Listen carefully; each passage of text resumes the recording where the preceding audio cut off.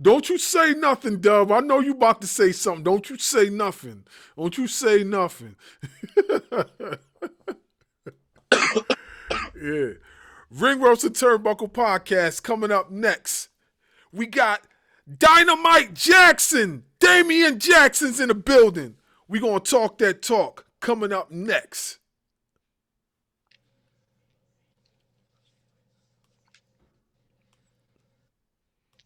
Your mindset heading into Sunday. We didn't come here to play games. We are the champions. Yeah. And nobody is taking these belts from us.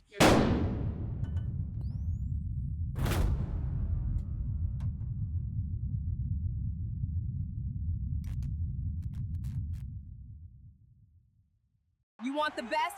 You're looking at her. This ain't just a sport, it's a lifestyle. Welcome to the Ring Ropes and Turnbuckle podcast. We are the champions of wrestling talk. This is the Ring Ropes and Turnbuckle podcast, your home for real pro wrestling talk. Damien Jackson is in the building. The superstar is up next on Ring Ropes and Turnbuckle, and the energy is absolutely off the charts. Now, here's your host for Ring Ropes and Turnbuckle podcast, the insightful Escott Bars, wrestling media in the dynamic salute, Darkwing Dub.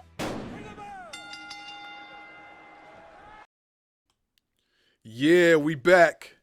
Make sure you like, share, subscribe to the channel. Hit the notification bell for more content. Sorry for the technical difficulties, you know. You know what I mean?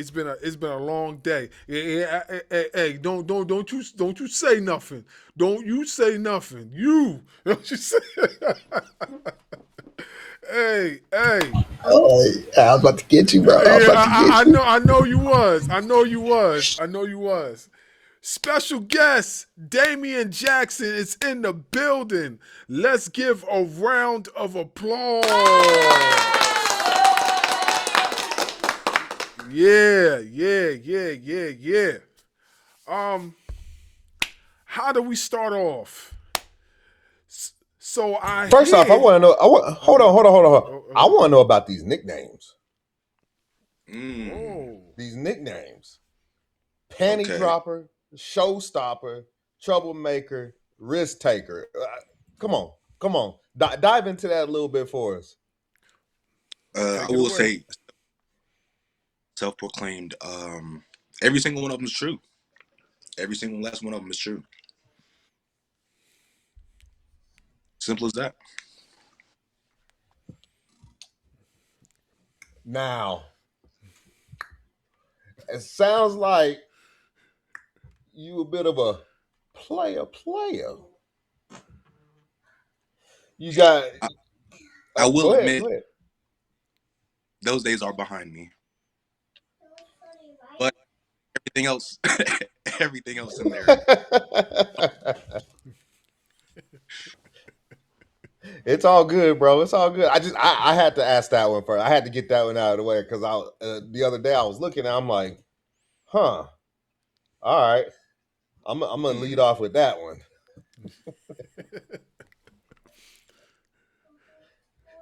Go ahead, bro.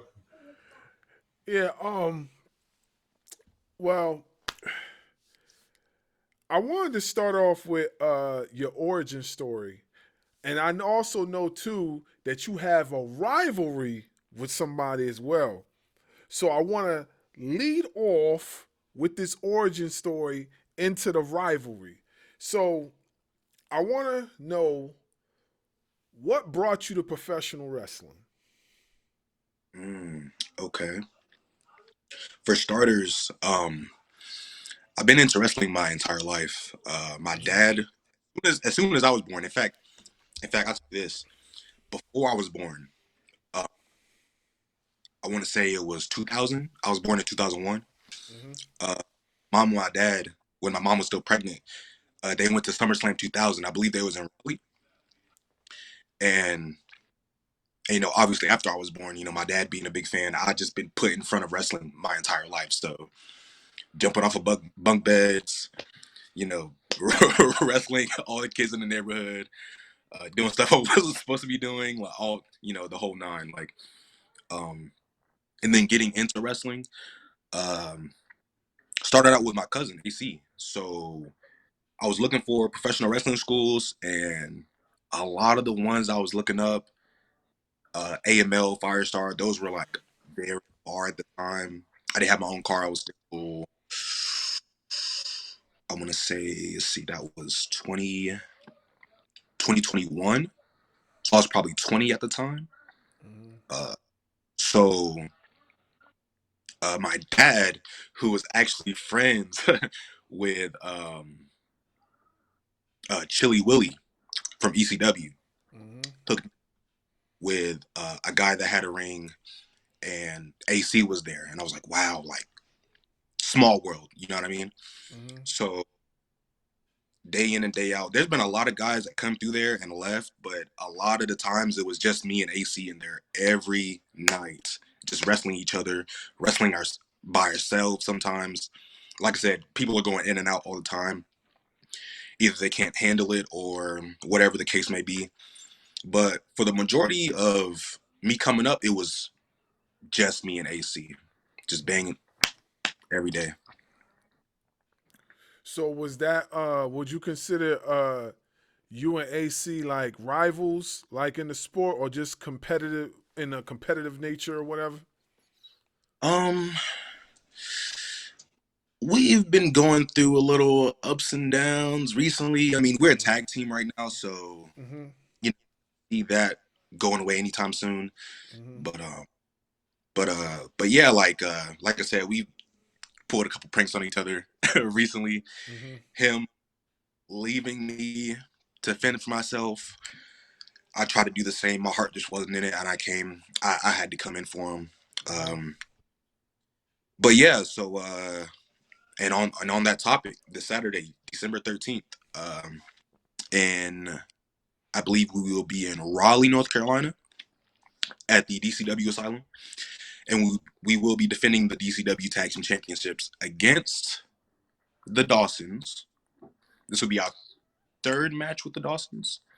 So hopefully, as big of a name and as big of guys as they are, hopefully this will really like cement the legacy that is Pure Temptation. You know what I mean? Like that's really what I'm looking forward to. Okay, that's what. So you said DCW, so that's Dominant Championship Wrestling, correct? Okay, Third, all yes. right, all right, all right. Shout out to Nemesis, shout out to Nemesis. Yeah. Okay, okay, all right, yeah. So being that you were basically born into the business, right? What would you consider your in-ring style? Would it be like a intense, brawler type, high flyer, or meshed of both, hybrid? What would you consider your style? Hmm. Right now, I'm definitely floating in the area of high flying and technical wrestling. I really Mm-hmm. love the technical aspect of it. Mm-hmm. And this is I was a child, I was jumping off of stuff. So uh, I'm really, really, really excited to jump off the ropes and things of that nature. A lot of my moves are top rope moves, springboard moves. Uh, a lot of the things I like to do, especially in the beginning of my matches, is I like to wrestle. I like to test the other guy out. If it's an opponent that's probably on a higher level than me, get a little test out of myself. Um, but yeah, that's I think where I think I float at right now. Okay, that's what's up. That's what's up. What out of all the wrestlers that you've been in the ring with thus far, who would you say that you have learned the most from? That's a great question. That's a great question. Um, recently, um, oh man, I hate to say it because I hate his guts, but probably recently it would be Drew Hood. Okay. Um, the way his mind is for the business is like unlike anyone else that I've seen at the moment. But I would say, starting my career, I was very much tag team only. Like I said, I was wrestling with AC for like the majority of my career, Mm-hmm. and so um, I got my first. I believe it was my first singles match. My first singles match against Rob Killjoy. Mm-hmm. And Rob Killjoy, man, bless that guy, man. He's awesome. But he like a big thing was like match structure that I took from him. Mm-hmm. Um, Putting things where they need to be, where it makes sense. Do the cool moves, but you know what I mean. It still makes sense. Um, so yeah, early on, I would definitely say Rob Killjoy, but more recently, I would hate to say it, but it's Drew Hood. Mm-hmm. Okay, okay. So you have reinvented yourself multiple times. Which version of yourself would you say is the closest to the real you? Definitely where I'm at now. I Mm-hmm. think I still have excuse me. I think I still have evolving to do. Mm-hmm. Um, I at least like to try to learn something new every day in this business, but like I said, I still think I have some evolving to do. So, but right now, I think I'm definitely the most comfortable as myself. Definitely, definitely. Okay, okay. I'm gonna pass it off to Dub. Go ahead, bro. So we know that a lot of professional wrestlers come from an athletic background. Before you became a wrestler, what kind of athletic background did you have? I in high school, I played football for a very small stint. I got tackled really bad and had like a stinger in my neck, so that got cut really short. I played basketball, rec league basketball for a little bit. I think that was also in high school. Uh, mm, I want to say that's it. I think I just played football and basketball. I really wish that I did wrestling in high school, but I'm be honest, that young, I was not into getting into the singlets. That was uh, but yeah, just football and basketball. You mean you wasn't a fan? You wasn't a fan of those? Yeah, Trust me. 5 years later, I'm half naked again. So Trust me. I know how you feel. Like I wasn't a fan of those because I actually wish I had gotten to high school wrestling, but my high school didn't have a wrestling team. We had football, we had basketball, we had baseball, and we had soccer. So I did the soccer, the football, and the basketball. But wrestling, I didn't even like really see a hint of it until I got into college, and even that was short lived because they didn't even last long for the wrestling team in college. So yeah, that's how I was hmm. over there. But yeah, I find it weird because like like you expect like especially the high schools of the day to have a wrestling team, and like back then where I was coming up, a lot of them didn't. I was just surprised. I was surprised, Hmm. but yeah. Go ahead, bro. My bad. I just was thinking about No, that. no, you good because I was just thinking about what you were saying. Like, there is even some colleges, some big time colleges, that don't have a wrestling team. Hmm. Wrestling is not as big in the states as it is like places like Russia and places like that because that's like their sport outside of football slash soccer, whatever you want to call it, wherever you're from is Hmm. whatever. But speaking on that, um, what what weight class would you have been in as a wrestler in high school? Hmm. um. So I was in football. I got really big into um weightlifting because when we weren't on the field, we were in the weight room. Uh, and that was really really cool. Like I wish I could have that back. Like just all my boys just in the gym. You know what I mean? But um, but yeah, I don't know because I put on like a lot of muscle. I put on a lot of muscle. I don't know where I would have been. I would say now I'm at like 180. So maybe probably would have been at least 150, 160 maybe in high school. So I think yeah, I'll probably be floating around there. I don't know So what with it's, but with saying all that, when you finally got to wrestling school, you're like, this is what I want to do. mm, How was it taking your first bump? And how I ask everybody this, how was it taking your first bump? And how was it the first time running the ropes? I'm so glad you asked that. Taking my first bump, I loved it. I absolutely loved it. I know probably I know everybody probably has a way different answer than that, but it's almost like something you're born to do. You know what I mean? Like that's how I always felt about wrestling. So taking that first bump was like, oh, okay, I can still do this. Granted, I did feel it. That was a Sunday when I did like my tryout. So like I did start feeling it Tuesday, which that kind of sucked. But but yeah, the first bump was did not mind it at all. Um, and then running the ropes, I will say it was very difficult because there was stuff that I had to unlearn and stuff that I had to learn. Uh, especially with like footwork, because footwork is very important. uh if you trip up, you're done. You know what I mean? You fall and slip up, you're cooked. You know what I mean? Like you can't do that in the middle of the ring. So like the footwork is very important. So I think that's probably the greatest challenge that I had with running the ropes, at least. So what would you say to a 43-year-old guy who still wants to get in there and run the ropes and take bumps?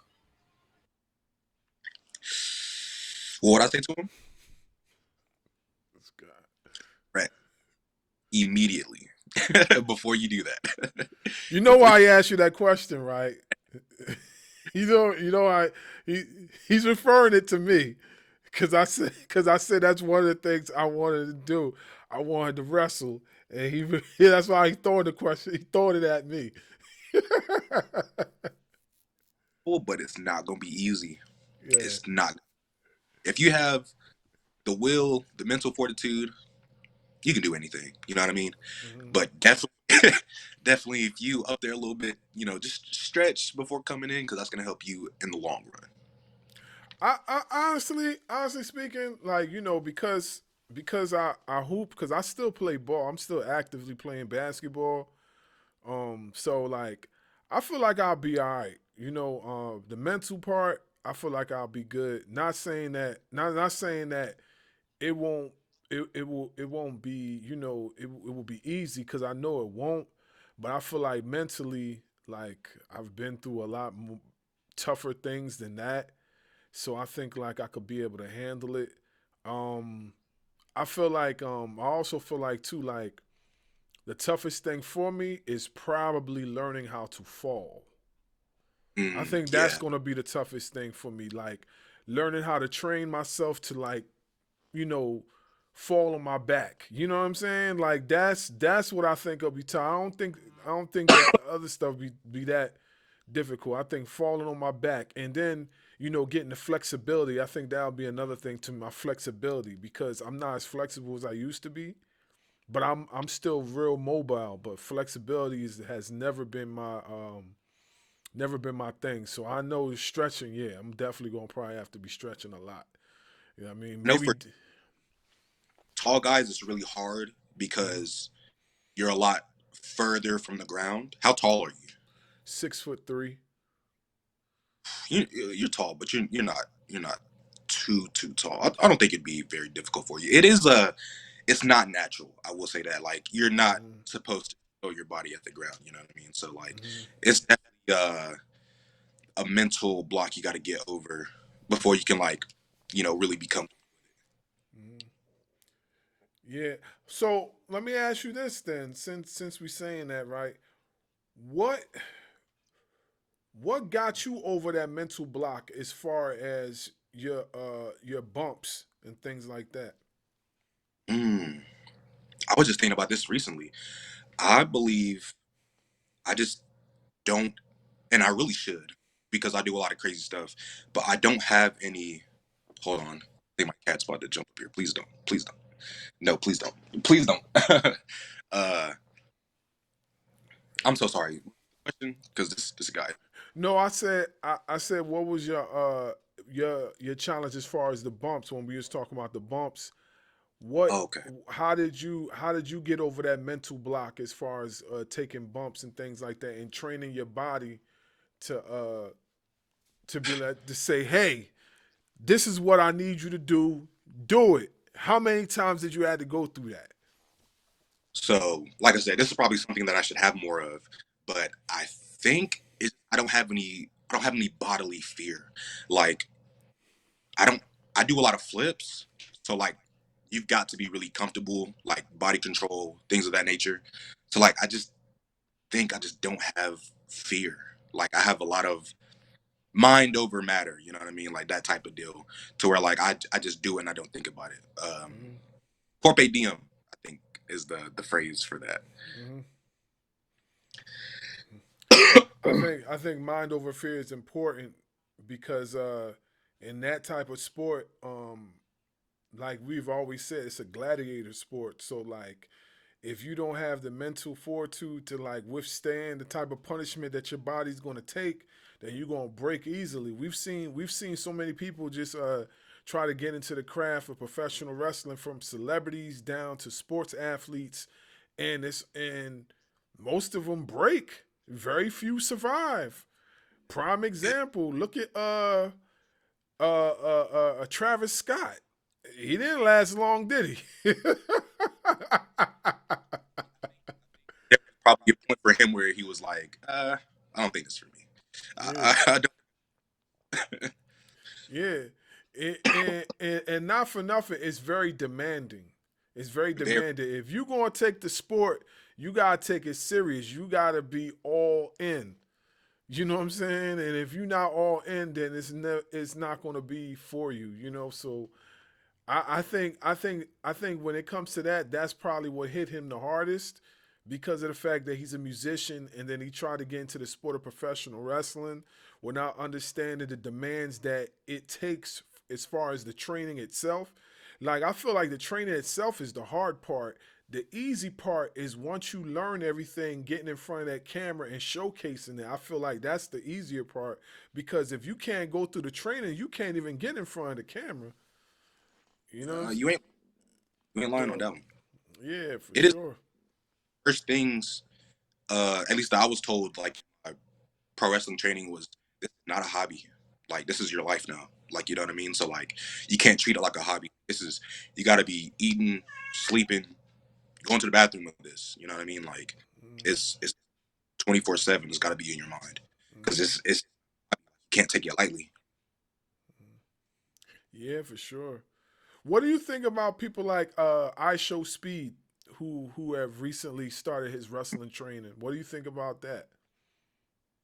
So my opinion, I think, in fact, I'll bring Logan Paul into it too. I think guys like I Show Speed and Logan Paul, they've, and even like Bad Bunny, like they put in time and they care. You know what I mean? So like, and you can see it obviously when they're working. You know what I mean? Like, man, before Logan Paul was wrestling, I was like, what is this dude doing in here? But I Mm-hmm. mean, he, at least me, he proved me very wrong. He put in the time. He put, um, everything that he does looks very smooth. He's super athletic, by the way. A lot Mm-hmm. of the stuff he's, half the guys on WWE roster probably not even doing. You know what I mean? So like, it's just like, to differentiate people like that to like, let's just say the Travis Scotts, you just gotta put in effort and time and love, the blood, sweat, and tears. You know what I mean? Mm-hmm. So like, if you don't put that in, it's gonna show, Mm-hmm. obviously. So I think that's just like, that's where I'm at with that. Yeah, I agree with you. If you don't put the time in, eventually something's gonna catch up with you, and it's gonna show. You know, I know for one thing, the worst thing that could possibly happen to you is a botch on camera that because of your least experience that you don't even know how to adjust and fix. How many times have we seen botches on camera where because of the least of experience from the athlete, they don't even know how to make the botch look good. They don't even know how to sell that. So yeah, I get it. I get it for real. Go ahead, bro. So, saying all that, tell us or explain to us the hardest you've been hit in the ring. Mm, man, probably me and AC's first tag match, and he's gonna hate me for messing this up. But I believe, oh man, I can't remember the team. It was so long ago, but I just remember one guy came in, hit me with something, and then, and I was super green. I was super green, didn't know, couldn't tell a knee from my elbow at the time, and he when he's telling it to me, he's like, "I'm coming," so like protect yourself. So the one guy hits me with something, and then he comes off springboard off the top rope. Enziguri cleans me so bad. I think I was supposed to get up and do something else, but AC comes to me and sees my eyes are like not focused, and one's looking this way and one's looking that way, and he just rolls me to the side. I was absolutely done after that. That was probably the hardest I've gotten hit because I don't remember too much after that. Mm. Did you finish the match? Oh yeah, definitely finished the match. But definitely right after that was definitely foggy because I think I was supposed to do something, but I was not up for it. I could not get myself up for it. That kick, man, that kick smoked me. It put me down for a little bit. I'm not gonna lie. Wow. So in cases like that, like because I know we've seen like in bigger terms, we've seen the Undertaker go through it in his match with Brock Lesnar at WrestleMania, and he said the same thing. So in cases like that, what do you do to try to get through the rest of the match? Uh, Communication, and luckily it was a tag match, so like I said, AC was there to kind of help me out a little bit. Um, yeah, and I believe we had Unk there. Michael Devon was there, so if anything, he could have told me something too. As well as the ref. Like I said, just communication. Just and also that's on me too, because if I'm out and I'm not able to continue, I need to let somebody know. You know what I'm saying? The safety of everyone is first and foremost. You know what I mean? So yeah. And I believe I want to say AC did tell me something, but I couldn't tell you what it was. I could not tell you what it was. I was loopy. So with all that being said, you said communication. Explain to us in the audience how important communication is in professional wrestling. Very, very. Probably, if not number two. You know what I mean? I mean, obviously you got to know, do everything safe. You know what I'm saying? But like, it also goes with communication. Like, you got to tell the other guy, tell the ref, whoever it may be. Like, I don't know. I can't even put it into words. Like, you just got to talk. You just got to talk. Closed mouths don't get fed. So as long as you're just telling, like, letting someone know, hey, I can't do this no more. Hey, my arms broke, or I can't stand up. You know what I'm saying? Like, it's that simple. It's really just that simple. And one last thing on getting hit. How, how are you with taking chops? Like how would you react to a chop from somebody like a Gunther? Man, thankfully I've never been chopped by Gunther, but if I were to assume, I think the hardest chop I've ever took was probably from Mark James. I want to say. Uh, that guy is heavy-handed, but I don't know. Hopefully I can take it. You know what I mean? Hopefully I can give it back. Because I mean, at the end of the day, as long as you can take it and give it back, I mean that's really all that matters. That's really all that matters. Because if I take it and I disintegrate into ash, I'm cooked. I'm done. You know what I mean? He said disintegrate. So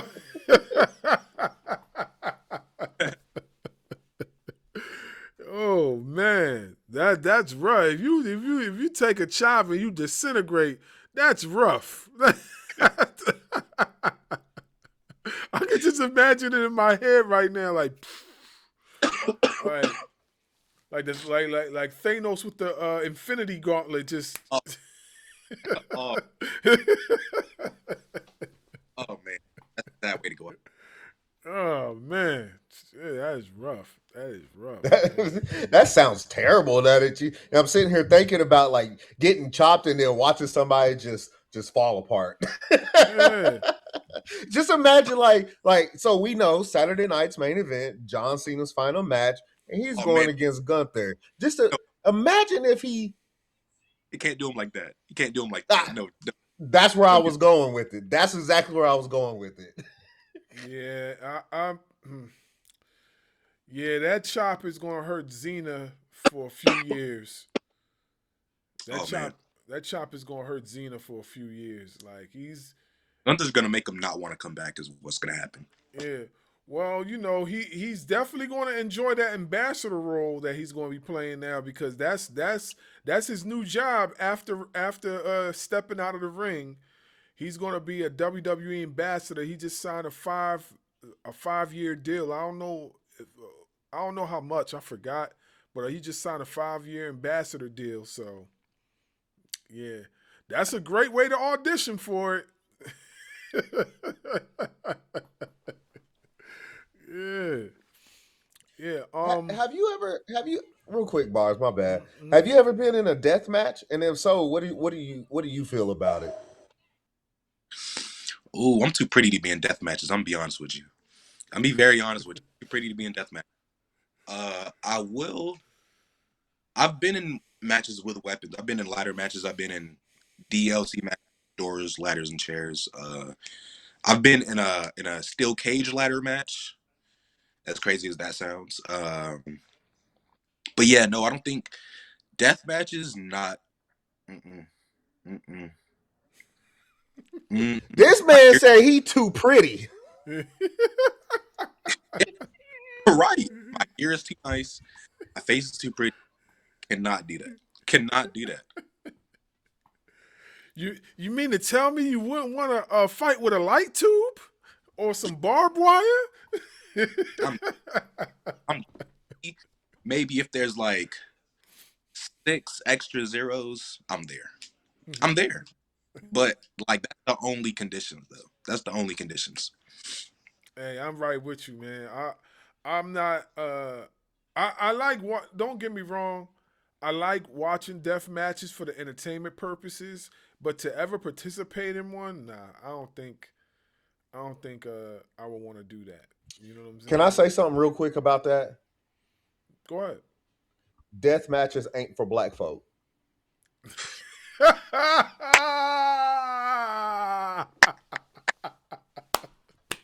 I mean, Hey, any black yo, person, like seriously, because I don't know. Swerve participated in a death match with a Texas death match. Matter of fact, with What? Hangman. That's fair. That's fair. That's fair. Okay. But you're right though. It's not. I mean, other than maybe a couple other people. I mean, that's probably it. In fact, I will go on and say that Swerve participated in a bunch of them. That wasn't his first death match. Even Mhm. before even before his days in AEW, he's participated in death matches. Like especially in his CCW days, he participated in death matches. I remember seeing him in a few of them, and even when he was in Lucha Underground as Killshot. He participated in matches that were similar to a death match. I remember when he did this one thing. He was I believe he was going against Ricochet, who was Prince Puma at the time. Either it was Ricochet or it was uh he's in WWE now. He don't got the mask no more. You know who I'm talking about, Dub. He was the leader of Legado Fantasma. Was that big guy? No, he's No. talking about Escobar. Yeah, Santos Escobar. So when he was in Lucha Underground, he was going under a different name. I forgot the name he was going under, but they had a match. I believe it was him. They had a match, and that match was similar to a death match. I forgot what, but I know all I remember was he went through some glass, and then I remember he did the same thing with what's his face. He wrestles in AEW now too. He actually AR Fox. He did the same thing with AR Fox. So Right, you right. so so yeah, nope, not for me. You know what I mean? And, Darby Allen does the same thing too. Not for me. He fell. Yo, this guy did a swan basically from the rafters and landed in glass. I Man, don't that's a care. different type of guy right there. I don't care if that was fake glass or not. That was wild. When I seen that, I was like, yeah, man, he's done. His career is over. That's what I said. I was like, yeah, man, he's not getting up. And then he gets up, and I say, yeah, this guy's not normal. He's an alien. Yo. Like seriously. Have you ever been through anything like that before, where you might have took a bump like that or similar to it, and then people was like, yeah, that's it. It looked like they was about to throw up the X, and then you just got up and continued. I've been put through a couple doors, but I will say it wasn't even a weapon. Someone cleaned me with a clothesline. Wham. And I think I landed on my neck or my head because immediately the ref came up to me and was like, "Hey brother, are you good? Are you okay?" Because I think that's probably the worst one because anyone's ever I don't think anyone's ever checked on me to that extent ever. And that was like super early on. Mm. Wow. That's another thing that I would be afraid of when wrestling is landing on my neck, landing wrong on my neck. Because you've seen it so many times when you take a suplex, you have to basically tuck your head so when you take the suplex, you landing you landing on your shoulders. You're not necessarily landing on the back of your neck. You're landing on your shoulders. Yeah, you ain't think I know that, Dub. See, I you ain't think I know that, did you? You ain't think I know that. Yeah, but yeah, I do understand that you gotta tuck it like this, and then so when it happens, the shoulders take a brunt of the impact. But in a lot of cases, it happens so fast. By the time you tuck your chin and go back, you already done landed on your neck. So Yeah. you either gotta have the traps of a Bobby Lashley or a Sheldon Benjamin, or you just gotta be, one of them guys that it has the durability of a Spike Dudley or a Jeff Hardy just to go through that. You know what I'm saying? So yeah, I understand totally. So what have your walks through the curtain been like, as far as like your entrance? What Oh, emotions have you went through? okay, that's a great question. That's a great question. Uh, Definitely in the beginning, when it was just myself. When I'm with AC, I can pretty much just feed off of him. Like whatever energy he's giving, I can pretty much replicate that. But Mm-hmm. but when I was by myself, like early on, I was very, very nervous. Like the butterflies were like not going away. They were not going away. But now, getting more comfortable, I still get the butterflies, but coming through the curtain and feeling the energy, um, and being able to reciprocate that, um, definitely helps. Because recently, uh, being on my own, I've got a lot of people behind me, a lot more supporters. Um, but yeah, like I'm really loving. Like I just got some new music. I come out, I throw some punches. They're rocking with the punches. So yeah, that definitely helps me. Like the energy they give me, I just give it back. Yeah, that's what's up. I hear people say all the time that they get goosebumps, they get chills when they go through that curtain and they hear the crowd rumbling, and it's just a different type of feel. So yeah, I understand the emotion, the adrenaline, things like that. I get it. So has there ever been a moment through your path of professional wrestling that you had to fight through something just to get through the match? Mm. Last year,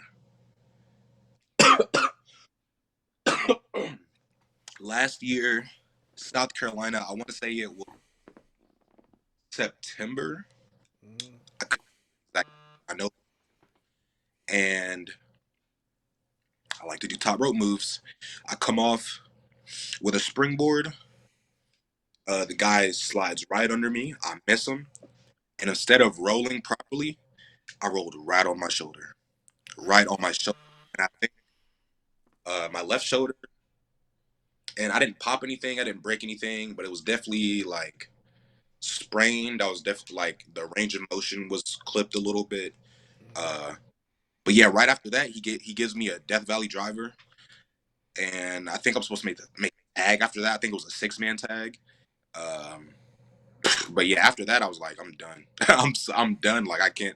And even like I said, AC the communication, like uh, he comes in, and we're all supposed to take. They're all supposed to give us cutters. I don't get in the ring, so AC and I want to say it's Patterson, uh, Duke Patterson. Mm-hmm. They take the cutters, and I'm just laying on the ground, clutching my shoulder. Funny enough, that wasn't the only thing I did.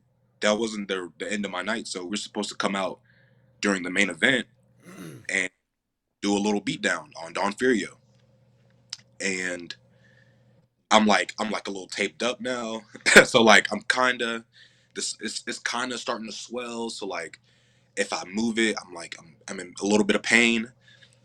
I remember I turn around, I take a spine buster, and I was like, that was it. That was the that's the last thing I'm doing. I rolled out, and I was like, okay, time to go home. Time to go home. Damn, that's rough.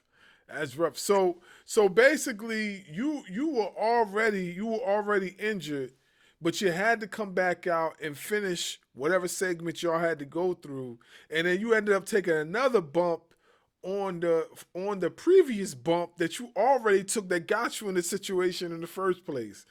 Dang, Yeah, that is and rough. I was like they're like, you don't need to come back out. I was like, no. If AC goes out there by himself, then he's probably gonna look crazy. You know what I mean? Like, where's his tag team partner? So I sucked it. Going home. I'm going to shit. You know what I mean? That's it.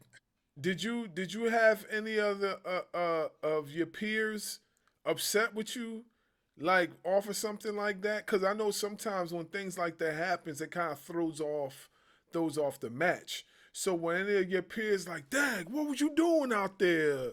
or something like that. No, because obviously I was hurt, but I knew what I could do, so I just did what I needed to do and just got Mm-hmm. up out the way. Mm-hmm. And it wasn't anything extensive. Like it was and I get up out the way and they finish whatever business they were doing. Mm-hmm. So, but yeah, thankfully I didn't hurt myself anymore because then they probably would have been mad at me. But but yeah, actually, in fact, after um I train at now I train at Firestar Pro Wrestling. Mm-hmm. So when I get and I've got like this like shoulder brace and like uh I'm like taped up. I've got like the KT tape and everything, and they're like, "Yo, are you good? Like, you know, you need to get that checked out." So like, there was a moment where like, not that they were upset, but they were definitely worried. Mm-hmm. Yeah, yeah, injuries. Injuries, that's one thing I feel like you can't dodge in professional wrestling. It's injuries. It comes with the sport. So yeah, I get it. I get it. Um, what separates yourself from the wrestlers, from all the other wrestlers? What separates you from them? Like, what do you do different from them, in your opinion? Um, oh, that's a great question. Okay. I I would have to say, in a good way, I'm very unpredictable. Like at any time, I could bust something out, and no one sees it. You know what I mean? Especially aerial moves. Like I've tried a lot of things. Like my finisher is a shooting star press, but I also do like the 450. I might have tried the spiral tap a couple of times. Mm-hmm. I there was one time that I tried the red arrow. Uh, but yeah, I think like the unpredictability of the being on the top rope, I think is what differentiates me from a lot of the other guys that I'm with. Yeah, it's interesting. The reason why I asked is because a lot of high flyers they will have you know certain type of answers. So I wanted to get your opinion on how you would separate yourself from the pack of people that could possibly have a similar style or move set like yours. So that's why I asked. Um, well, matter of fact, go ahead, Dub. Go ahead, Dub. I'll wait until you get. Excuse me. What would you say to any person that's still, because we have you guys when we have you on the show, you tell your story, you tell everything that you've been through in the wrestling ring, but then you still got them knuckleheads out there that believe that, you know what, I don't believe it, wrestling's fake. Wrestling's this, there's nothing real about wrestling. I personally like to show pictures of guys like Sheamus and Drew McIntyre after being popped in the chest a few times, or when Sheamus gets hit in the back with a kendo stick, his back all welts up and starts bleeding and stuff like that. I show pictures of that. What do you tell people that tell you that I don't care what you've gone through, wrestling's fake? Man, first off, I want to say I've taken that kendo stick only one time. Man, that's like that brought me back to my childhood getting whooped by my parents. I'm be honest with you. That thing hurts. That thing hurts for real. Uh, but no, I think even though it's a different style, I would show them like Japanese wrestling because like there's a whole lot of contact. There's a whole lot of contact. So like I think it would be very hard for a casual fan or even someone who's not familiar with wrestling to say that that's fake. So I think showing them some Japanese wrestling like uh old school like Mitsuharu Misawa or like even Stan Hansen. I love Stan Hansen. When he throws up, when he pulls up that elbow pad, that thing's coming. You know what I mean? So I would probably show them things like that and be like, well, has your opinion changed? Or, because to me that's like I said, it's more contact. So I mean, it's a lot harder to, you know, there's not a lot of space in between the guys. They're sticking each other for real. It's crazy that you brought up Japan because I was going to ask you what are your 5-year and 10-year goals, considering that you're still a young man in the sport. What are your 5 and 10-year goals? Um, Definitely a contract. To wear one of the big ones. I'll be honest. Um, and just getting better. Like, there's a lot of stuff that I need to learn. There's a lot of stuff that I need to work on. Um, but yeah, I mean, like literally just getting better, and hopefully that showing in someone of hierarchy. You know what I mean? Like someone seeing that and be like, oh, okay, we can use this guy. Like he's probably someone useful that is going to bring us a lot of money, or he's very talented, and we can help. You know what I mean? So like I'm hoping I get better and someone calls me up. How would you feel about, because you brought him up, wrestling in Japan? Mm, you know what? I was I think I'm gonna include that in the 5 to 10 year plan, because that's one of my first off, I would love to go to Japan regardless, but going there to wrestle, like being in the dojos, like that would be a dream come true. Like as you can already tell, I love Japanese wrestling, so getting to be over there and experience that type of training, that kind of conditioning, that type of work, and obviously the sights and the food, you know what I mean?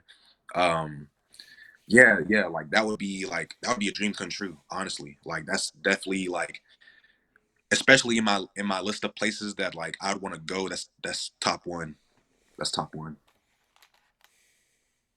I would encourage you to, if you haven't already, to go back in our archives and listen to our I'll be Odyssey right back. Jones interview. I'll be right back. Listen to our Odyssey Jones interview, because he gets into depth on his time in Japan and how him, when once he got released from the WWE for the allegations, Mhm. him going to Japan was probably the single most important move that he made in his life. Okay. So I would definitely encourage everybody, if you haven't listened to our Odyssey Jones interview, it was, first off, it was fun. Dude is just like chill and laid back. But in your case, to listen to his story about being in Japan, because he's wrestling, I believe, in All Japan Pro Wrestling over there. Okay. So I would definitely encourage that. I mean, that also help our numbers too. You know what I'm saying? Oh, yeah, I got you. So, do you watch all wrestling promotions, or is there some you like more than others?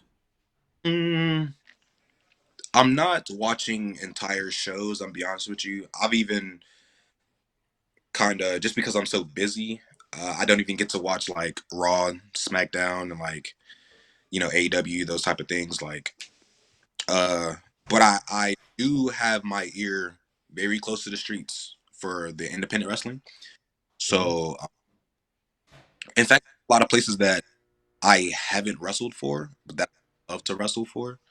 Um, but yeah, I love all types of wrestling.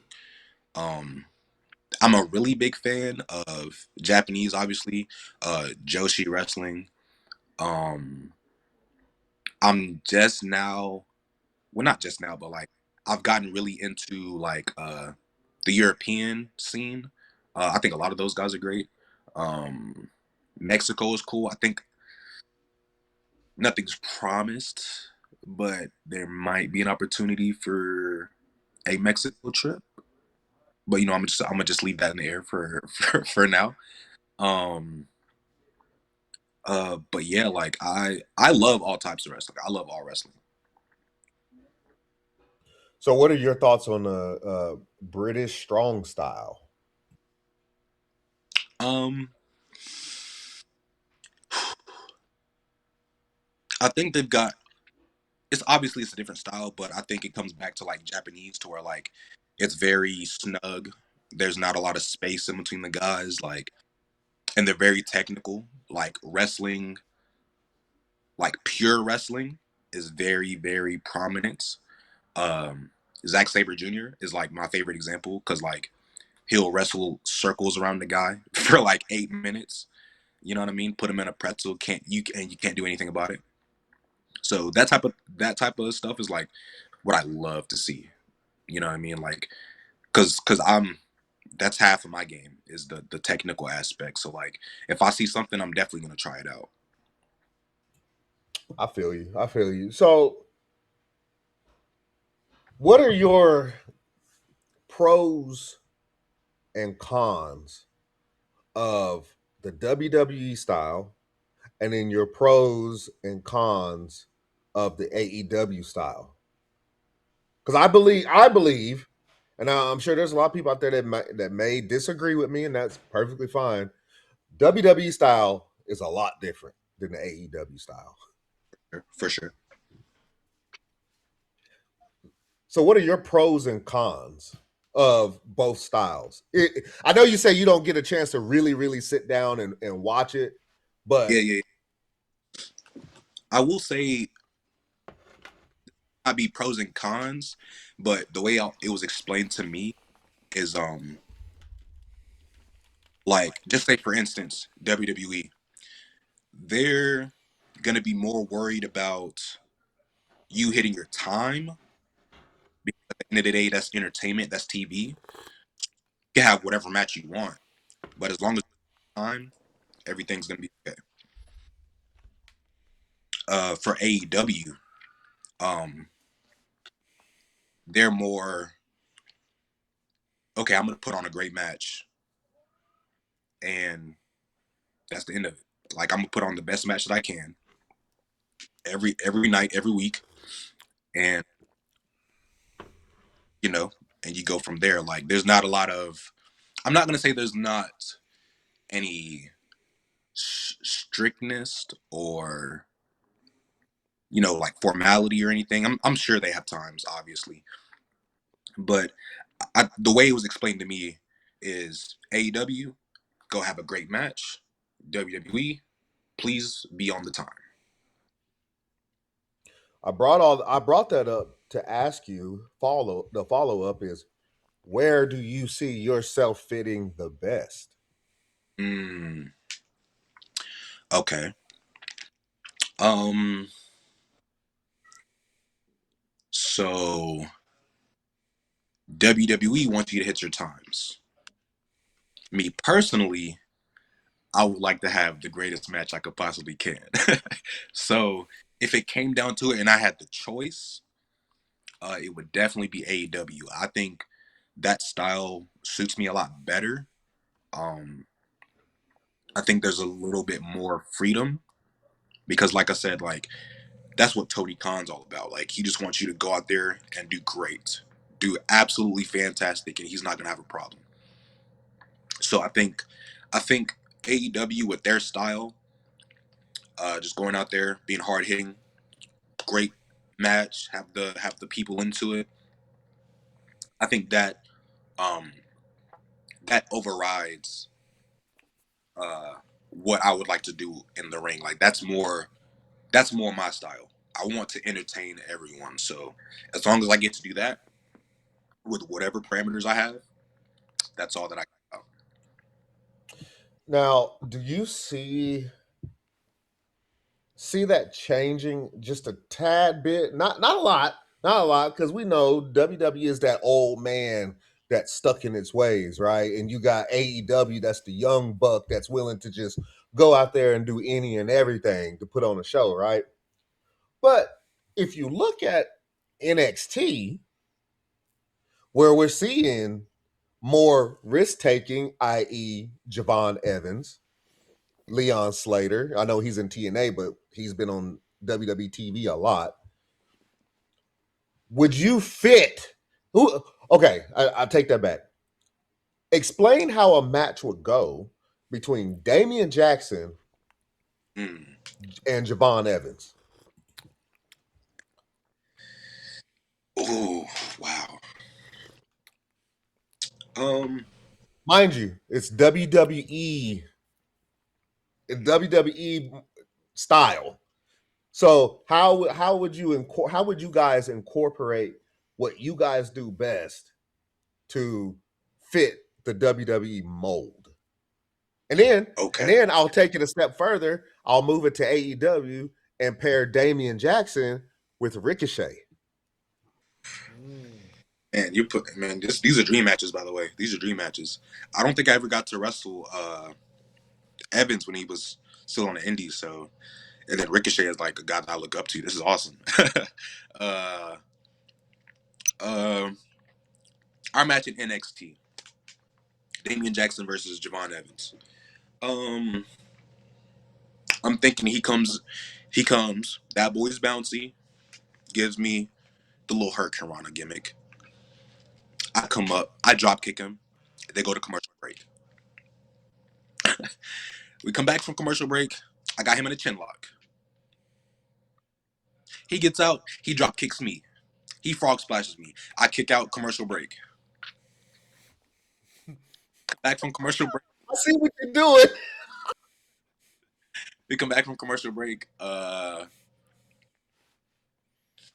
up. So I go to the top rope. Shooting star press. 1, 2, 3. I just beat Javon Evans in about 12 minutes. Easy peasy. With 4 commercial breaks in there. These two. Then when we slide over to AEW, I'm gonna tell you straight up. Me and Ricochet, me personally, I'm gonna be way too excited to have a match with him, so I'm gonna mess up everything. but I'm gonna try my best. He's gonna flip. I'm gonna flip. Hopefully, everybody's happy. And he's the international champion, right? Mm-hmm.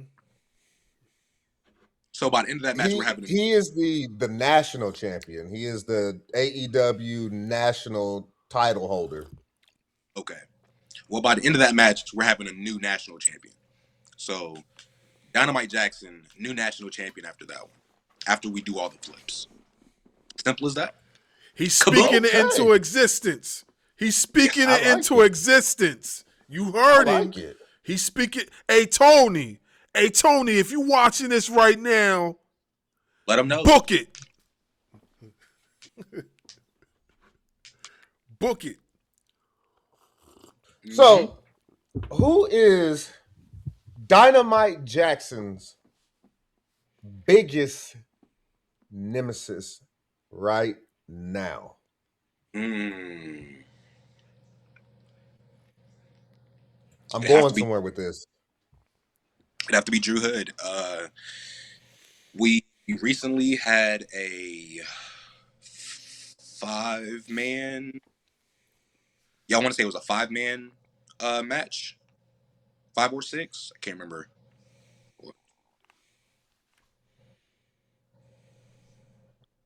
Anyways, either 5 or 6.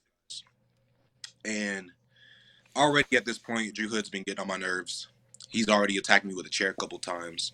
Stood on my neck, talked crazy in my face. And then after our match, Blade gets the win. And I'm still whooping Drew all the way to the back. We come back out to the ring. And he gets another chair. He does me again with the chair.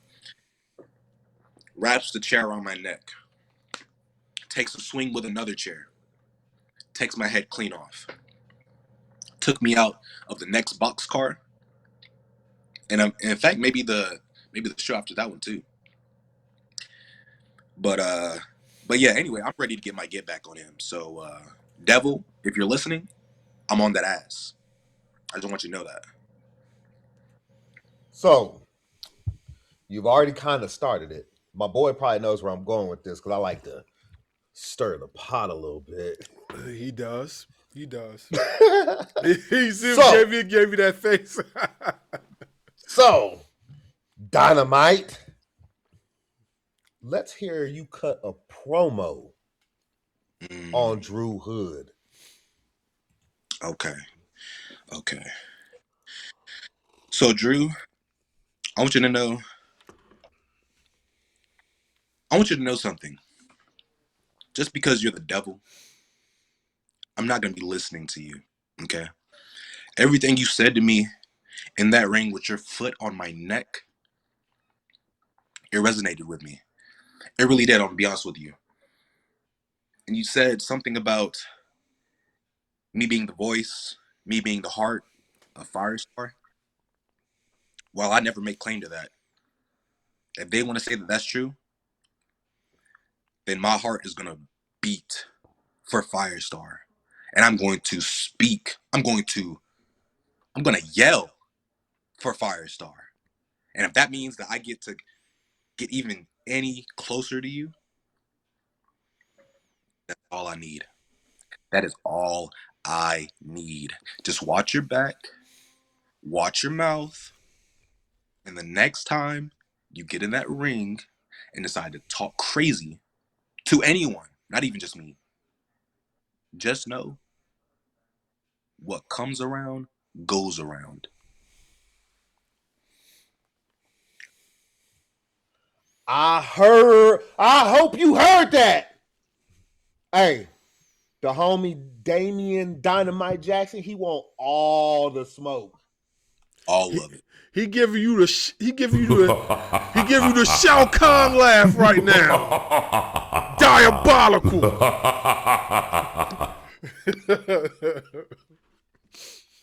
Yeah. Well, since you back from your coffee break, bro, I'll let you take it.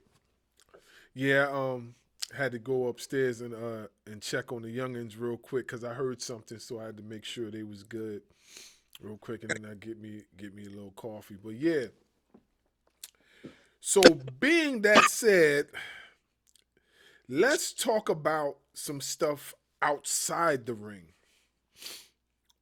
So outside the ring, what grounds you? What keeps Damien Jackson from burning out? Mm. I like to work out. I'm doing more calisthenics than anything, like just push ups, sit ups, just things I could do with my body. Um, I love video games. Like, I like a good story game, something I can like kind of follow the story, and it just keeps me entertained, keeps me like I don't know the word for it, but just keeps me kind of like focused in. I can just like just watch it like a movie almost. You know what I mean? Mm-hmm. Uh, yeah, and spending time with my girlfriend too. Like, she has been probably actually she is the best thing that's ever happened to me. I'm be honest with you, like solid as a rock. Just everything I ever asked for. Um, but yeah, I'd pretty much uh, I'd melt it down to those three things right there. Fitness, video games, my lovely girlfriend. Those keep me on the ground right there. Speaking of that, how hard is it to keep a relationship as a professional wrestler?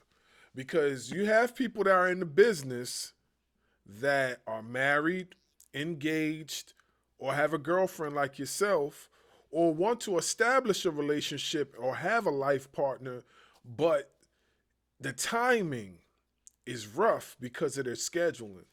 How do Right. you maintain that with your girl?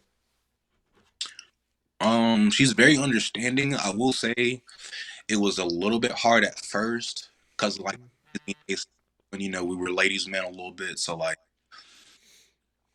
there was always the side eyes, you know what I mean? So, Mm-hmm. but very understanding. Like when it comes to that type of thing, some some women, some mothers like to get a little touchy. So she always is sometimes in between. So, but no, for the most part, she's very understanding. You know what I mean? So she's made it very easy on me, so I can just focus on what I need to do and better myself. Mm-hmm. Yeah, because I've heard stories like sometimes it can be very hard, and And not for nothing, if you don't have somebody that understands the business or is a part of the business or is just willing to let you do you, it's going to be kind of difficult. It's going to be kind of difficult, but you know, it's good to have somebody that you can maintain the balance with, without having to feel like, you're stretching yourself thin because you got to maintain your job and your stability, but at the same time, you got to maintain the relationship. If there's somewhere you can find that common ground, then that's pretty good. That's pretty good. So, just hearing you say that, I'm glad you said that because, I've heard otherwise. You know what I'm saying? Um, is there a championship that means more to you than the rest? And what does it symbolize? Mm, that is a great question. That is a great question. Um, I think there would be two. Okay. Um, One would be the DCW North Carolina Prestige Championship. Mm-hmm. That is because when I had that, I had a match with Tim the Infinite Man, and man, that one was so close. It was so close, and it went to a time limit draw. But I know if I had those 10 extra seconds to get the pin, I, for a fact, I would have won that.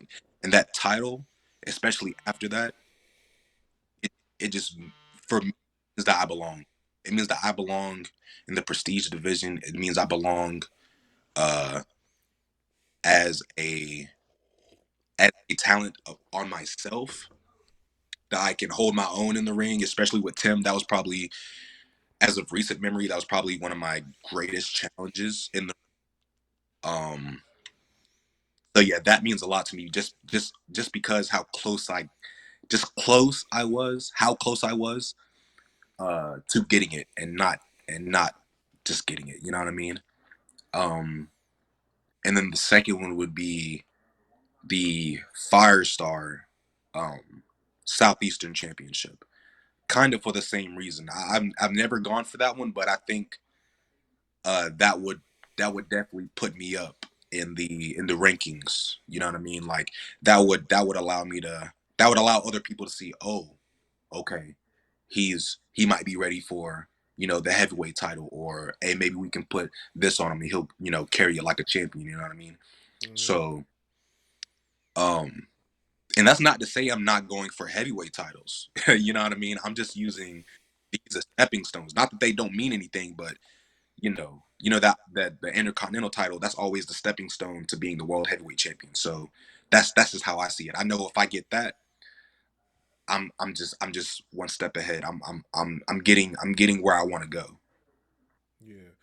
Do you feel as if the Intercontinental title holds the same prestige that it had, years and years ago? Because I know back in the day, and I keep trying to tell people this because, like, there's some people that seem to think that the Intercontinental title was never a high ranking title. You know what I'm saying? And like I remember I had this little argument with a faceless commenter on YouTube. Swear they know something about wrestling, really don't know jack shit. But you know what I'm saying? I just can't stand those faceless commenters, and I can't remember the episode that me and my bro was talking, but we were talking about the Intercontinental title.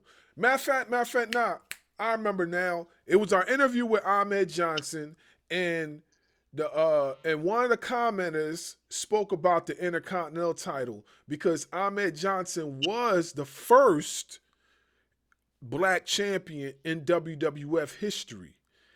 But he wasn't the first black WWF champion. He was the first black Intercontinental champion. And that's what Ahmed Johnson said. But you know how these commenters, they like real gun ho. They don't even listen to the whole interview. They just listen to bits and pieces of whatever they want to hear, and they just go right in. Yeah, it goes in one ear out the other. So he was speaking on the Intercontinental title, and Ahmed was saying, and we was agreeing because it was true. The Intercontinental title was the stepping stone to the world heavyweight title. You understand? And back then, especially in Ahmed's era, that title held a lot of prestige. In some cases, people could even say that it was more important than the world title because it was on TV so much. Like, of course, at that time, Hogan dominated that title. So you didn't see the world title on television that much. And if you did, it was a treat to see, the world title. But most of the time, you seen the Intercontinental title. Who would you see carry the Intercontinental? 99.9% of the time was Bret Hart. You know what I'm saying? And and especially in that era. So I was trying to explain to the brother that the Intercontinental title was just as important as the world title, if not more important, because it showcased the talent, the workhorse. It was like the workhorse title. Day in and day out, it showed the talent on TV because you never really got a chance to see the world title on TV as much as you seen the Intercontinental title. So the Intercontinental title was like the world title at that time. I mean, of course, now it doesn't hold as much prestige as it did 30 years ago. But that's what I was trying to explain. So that's why I was asking you: do you feel that Intercontinental title holds the same weight that it held 30 years ago? Does it hold the same weight now? I don't think. I think it's definitely the position it was 30 years ago and where it's at. I don't think it's the same, but I definitely think it's still on par. And what I mean by that is, if you look at the recent Intercontinental champions like Gunther, Sami Zayn, uh, Braun Breaker, Jey Uso, a lot of those guys have used that as the stepping stone to get to where they are now. You know what I mean? Mm-hmm. So like, Mm-hmm. definitely think it's less than. If anything, is probably about the same because, like you said, like the world title, at least if they're not wrestling, they're just on the show. You know what I mean? You're not gonna see the world champion wrestle too often, but Mm.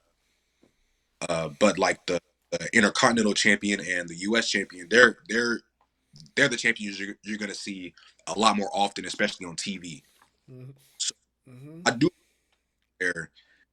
I definitely think it's still the workhorse title, especially like, and I'll bring it to the U.S. title, like Ilya, and even before Sami Zayn, and even before that, John Cena having the U.S. Open Challenge. I think that's like a great a great idea, a great opportunity, especially when John Cena was doing it. He's getting guys from NXT and he's having matches with the newer guys coming in. It's getting a lot of spotlight on them, and the same with Sammy and Ilya. You know what I mean? So like, I think that's important to have that, and I think that's another reason why I would like to have a title like that because then I could not only would I be seen more, but I feel like I would have the opportunity to be like, okay, I want this. Like, I would love to be able to choose my opponents, um, for the sake of getting them up as well. You know what I mean? Mm-hmm. So I just feel like, um, not only putting myself up, but putting others up around me is very important, especially with titles like that. Mm-hmm. Yeah. So being that you said that, right? So if you was to rebuild yourself, like start from scratch and rebuild yourself as a professional wrestler, what would you rebuild yourself as, Mm, and where would you take yourself if you had to start from scratch all over again? All over again. You had to rebuild your attributes, you had to do everything. What would you build yourself as, and where would you take yourself? mm. I get a lot of inspiration from Ricochet, AJ Styles, Will Ospreay, um, Paul London. Uh, Yeah. a lot of from guys like that. So it would definitely be maybe even the same as I am now because I get a lot of inspiration from those guys now. So I feel like probably an amalgamation of all that. Mm-hmm. And like I said earlier, I think if any way possible, I'm going straight to Japan. I'm going straight to Japan, learning all I can there, and I'm bringing it back to the states. Yeah, and my bro could attest to this. I think Japan is probably one of the best learning trees as far as professional wrestling. Like a lot of people go to Japan and they come back and they totally different wrestler from what they was when they were in the States the first go around. It's the same thing with TNA. I don't know so much now, but I mean before the WWE acquisition, and I would say now still a little bit too, depending on who. When you would go to when you would get released from WWE and you will go to TNA, you'll come back to WWE a completely different wrestler. And a lot of times I don't know what it is about TNA as far as like their wrestling because like people like Naomi and a few others have went to TNA and they completely changed their whole repertoire. And when they came back to WWE, they're a completely different wrestler. So I kind of put them in the same bracket as whatever they're doing over there on under their learning tree. They're coming back. The wrestlers are coming back completely changed as far as their arsenal, as far as their everything. They're coming back completely changed. So I've always liked how New Japan does what they do. Not just New Japan, the promotion in general. There's other promotions in Japan too that are definitely fire. But considering New Japan is the biggest one out there, they're like the WWE to the Japan. But yeah, I always hear people say, Japan or even the UK. The UK. Do you see yourself going out to the UK? Definitely, if the opportunity arises, most definitely. Um, and I think to your point, like guys coming over from TNA in Japan, I think that's like just being around different minds and like having different opponents. That's Mm-hmm. why I love wrestling different people because you not only excuse me, not only You good? you- you're gonna learn something new, but Mm-hmm. also you're in there and you have to almost adapt to their Mm-hmm. style. They're not gonna be moving the same way as a Dolph Ziggler is going to be moving, or a Tommy Dreamer is going to be moving. You know what I mean? Like so, like there's different type of styles that's like that's spread across these different promotions. So I think that's a big part of people coming back different and even better. You know what I mean? Yeah, whatever they're doing with their athletes, it works. It works, because the guys that they have and they over there and they send them back, they always come back completely different. Completely different. Go ahead, Dub.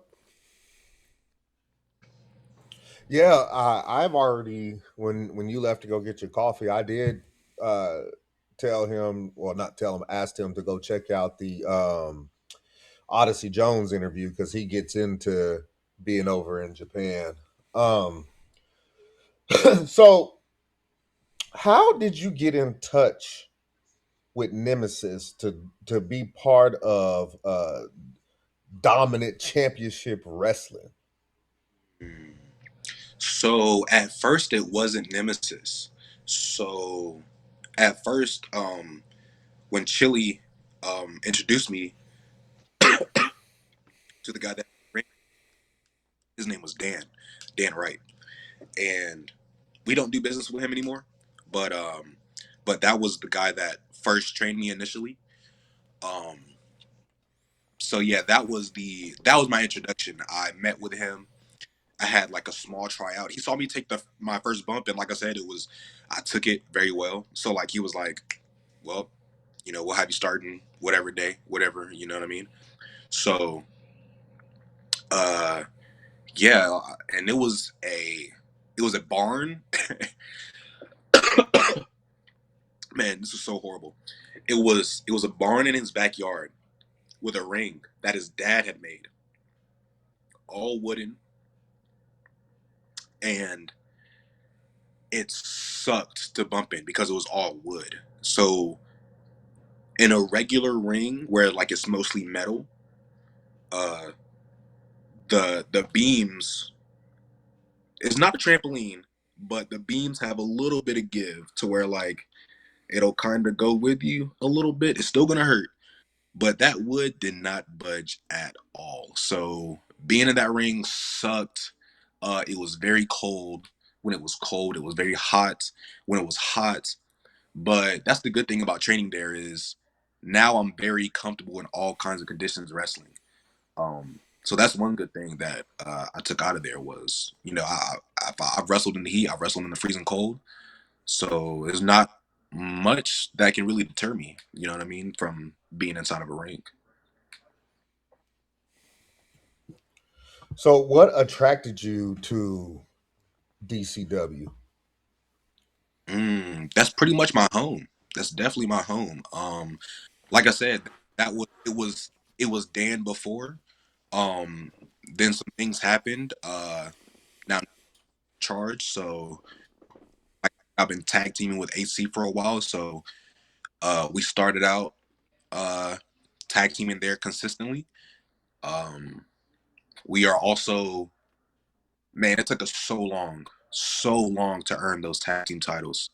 But now we are currently the longest reigning DCW tag champs. I believe, let's see, I think August was a year, so about a year and some months into our reign. So I'm very proud of that.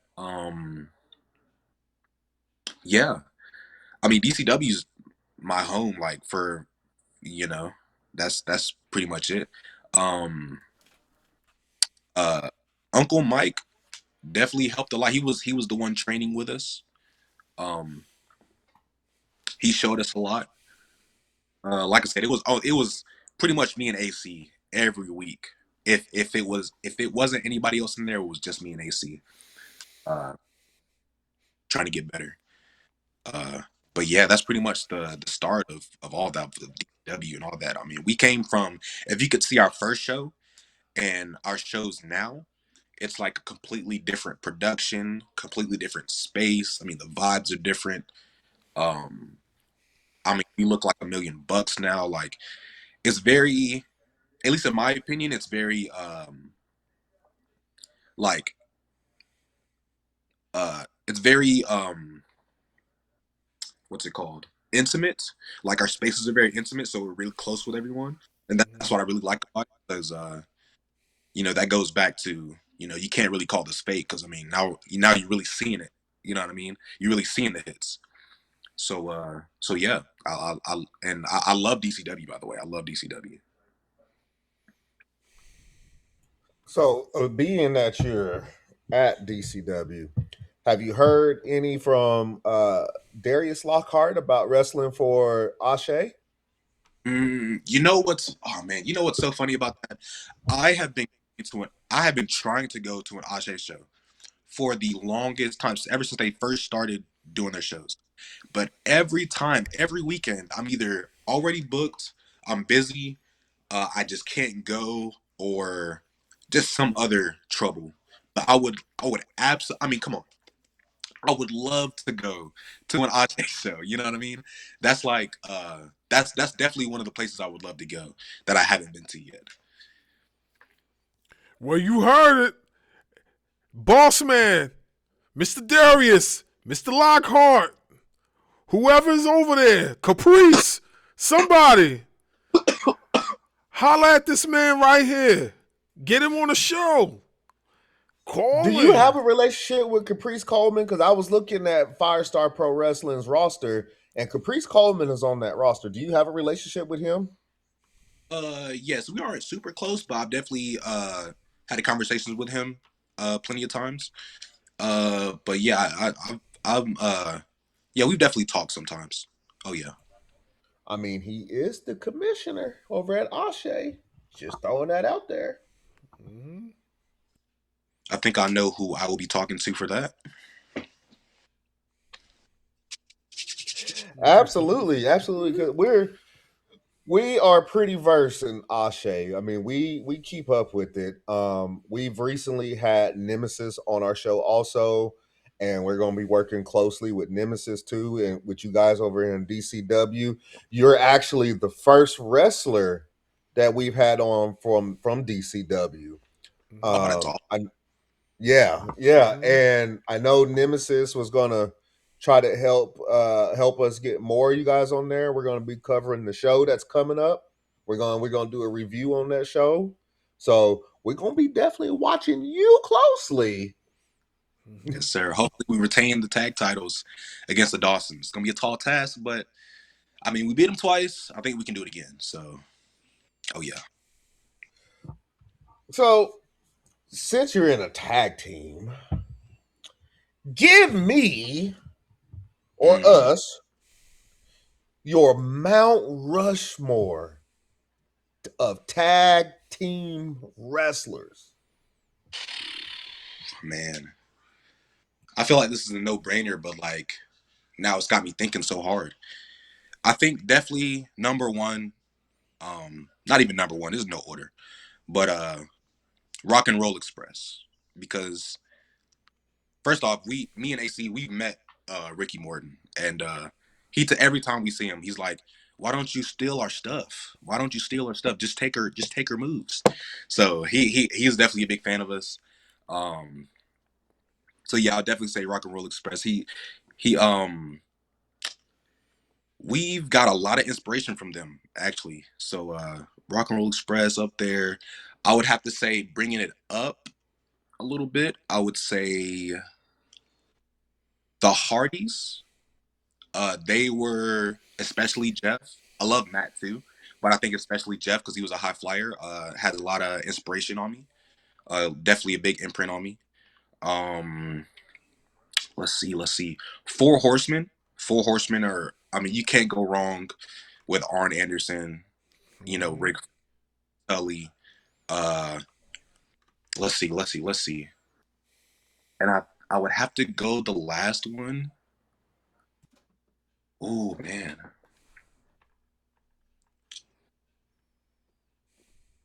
maybe I think the Freebirds, because we also have had a lot of inspiration from the Freebirds.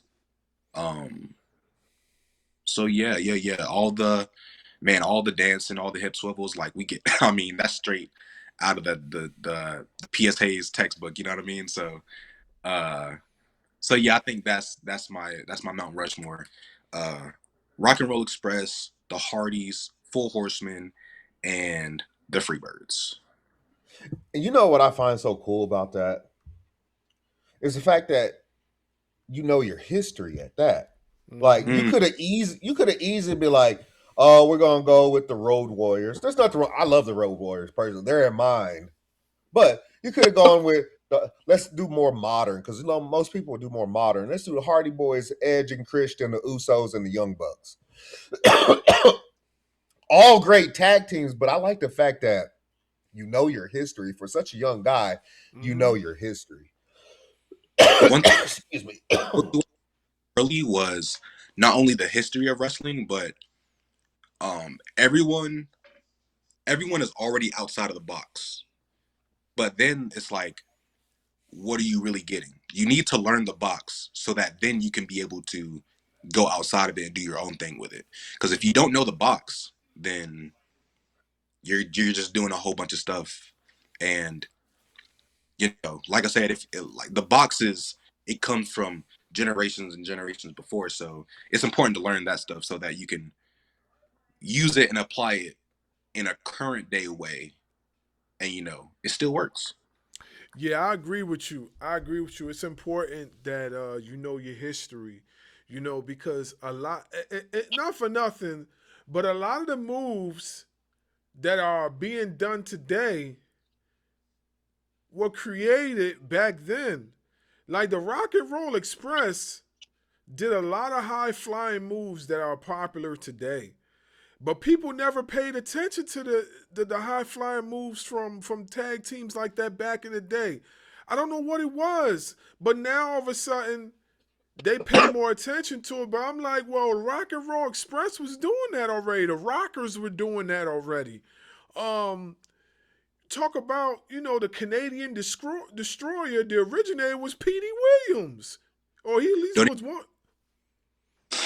He was at least one of the originators. You know what I'm saying? And the more I think about it, I'm like, yo, there's a lot of moves that were made popular now, but the originators aren't getting enough credit for it. Another prime example, Too Cold Scorpio.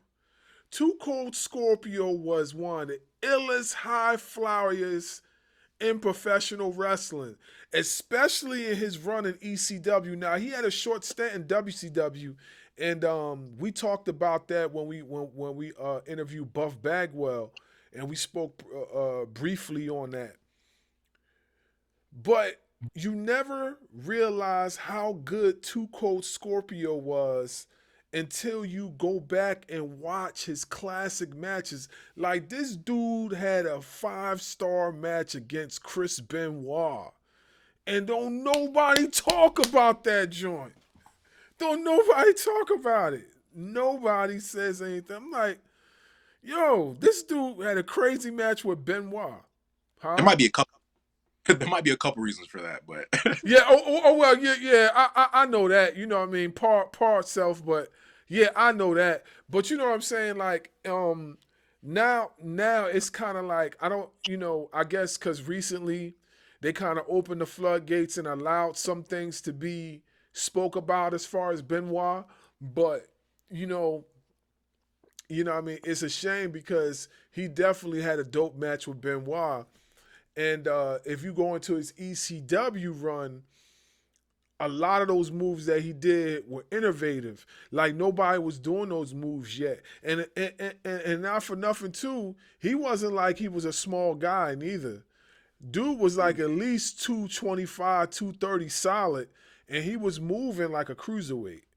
You know what I'm saying? So, yeah. But yeah, it's just funny you spoke on that because it definitely was true. Let's see here. I got something for you. So let's talk about legacy. When the fans talk about your legacy years from now, what do you want them to say? man, I think above all else, I want to be one of the greatest. Simply put, I want to be. Um, I'm already in the ring, training like at least twice a week, maybe 3 times, but I would love to be. Not that it's like a ego type of thing or like that's what I want to be left. I want to be left as the greatest. I want when my name leaves someone's mouth, I want that to be because I was a great professional wrestler, that I entertained people, that because I'll tell you now, my favorite wrestler was Eddie Guerrero. So you can imagine the impact that he had on me as a young kid. He was entertaining, like, all the traits of him, like that's what I would love to, I would love to live up to, or even be half as good at, you know what I mean? Because that's big shoes to fill, you know what I mean? But yeah, I say that to say I would love to be put in the category of just one of the best professional wrestlers, simply put. Yeah, not for nothing, and I know you trying to be modest and humble and everything, but wrestling is a self-boosting sport. So if you feel like talking your ish, go ahead and talk your ish, bro. Like, you ain't gotta hold back nothing. You know what I'm saying? Like, you can say whatever. If you feel like you that guy, then go ahead and say you the guy. Like, it don't even gotta, you know. You ain't gotta, you ain't gotta, like, you know what I'm saying? Because I mean, we talking about a sport here where you cut promos, you get fans to either boo or cheer. You know what I'm saying? You're up in somebody's face 24/7 cutting a promo, and you telling them how great you are. So you know what I mean? It is what it is. Like, talk your talk, man. Don't even. Can't do it. That a lot of my peers say great things about me, but I can't I can't do that to myself. I don't know what it is. I know I'm good. I really don't like to talk about it. They're like, I don't like talking about myself. I will talk about myself, but I don't. You know what I mean? Like, but I think there will come a day where I will be talking my ish, but it's just not now. There's a lot of things that I need to learn. There's a lot of things that I need to grow upon. That day comes, y'all call me back, talk my ish up here. Nah, I feel you. I feel you. I just, like, just, coming from a perspective of watching wrestling for so many years, I understand, like, wrestling is a alpha male sport. You know what I'm saying? And a lot of the alpha males talk they ish. So, that's what I'm saying. If you are alpha, so if you feel like you gotta talk your ish and let them know that, you know what I mean, by all means, you could go right ahead and talk your ish. You know what I'm No, saying? can't nobody do what I do. Can't nobody be as dazzling as me. And nobody brings the kaboom like I do. And that's all I'm gonna say about that. I'm gonna leave it right there. I'm gonna leave it right there. Yeah. Yeah, talk your talk. Talk your talk. No, that's you. That's you. That's not me.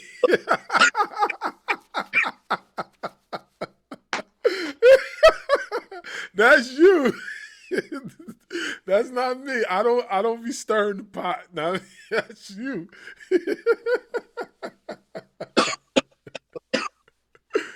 Nah. Nah, but all jokes aside though, it's good to see, you know, the confidence and the bravado, you know what I'm saying? Because that I feel like is what showcases the wrestler the most, whether you're a heel or you're a face. You know what I'm saying? Like like, not for nothing, you could be the worst wrestler on planet Earth, but if you got a good promo and you could get people to hate you and you got at least a teeny weeny bit of work in the ring, you go places. You know what I'm saying? Like, I've seen me and my bro talked about it plenty of times. Like, we've seen the most average person, you know what I mean? But they just got such a great talking point as far as promos, and it took them all the way to the title. You know what I'm saying? So, yeah, I believe that wholeheartedly. Like, I'll give you my personal opinion on who I think is one. go ahead.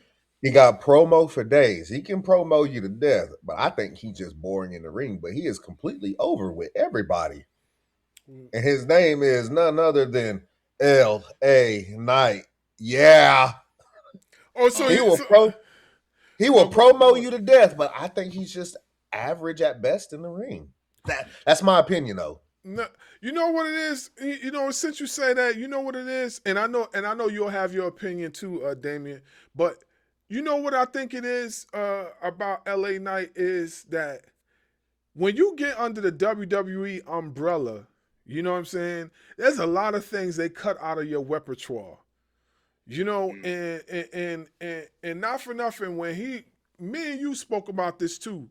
When he was in TNA, there's a lot of stuff he did in TNA that he can't do in WWE. Hell, when he was in NWA, there was stuff that he did in NWA that they would just not let him do in WWE. You know what I'm saying? It's like night and day. So I can't really hold too much against him as far as like what he does in the ring, because to me personally, I think he's phenomenal in the ring. I just think that WWE just won't let the cuffs off and just let him be who he is. Like they allowed him to do but so much. I mean, look at what's going on with him right now. Like they're kind of like burying him actually. I mean, I wish they'd let him have the dummy button that he had in TNA. oh Now that yeah, was yeah, hilarious. yeah. That joint was hilarious. It's like dummy, yeah, dummy, dummy. Yo, that joint was funny.